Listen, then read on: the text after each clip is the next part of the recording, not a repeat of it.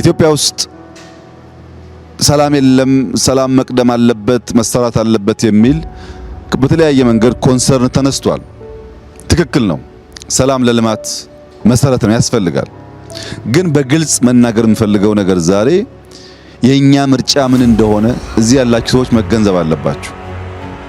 ምርጫችን ምን እንደሆነ ካልገባችሁ መንገዳችን ለየቅል ነው የሚሆነው። ሁለት አርሶ አደሮች ነበሩ።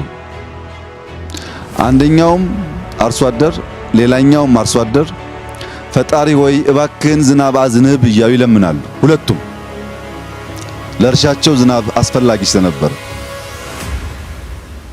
ነገር ግን አንደኛው እየለመነ ምናልባት ፈጣሪ ጸሎቴን ሰምቶ ያዘነበው እንደሆነ ብሎ ቦይ ይቀዳል፣ እየቆፈረ ይለምናል።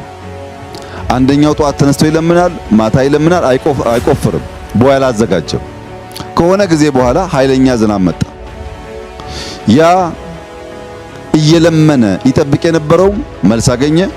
ያ እየለመነ ይቆፍር የነበረው መልስ አገኘ። መልሱ ምንድነው?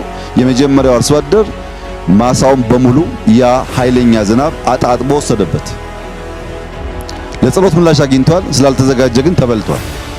ይሄኛው ሁለተኛው እየጸለየ የቆፈረው ዝናቡ ሲመጣ የሚያስፈልገውን አስቀርቶ የማያስፈልገውን አደጋ ሊያስከትል የሚችለው ኃይል ደግሞ በዚያ ቦይ ውስጥ አለፈ፣ ሰርቫይቭ አደረገ።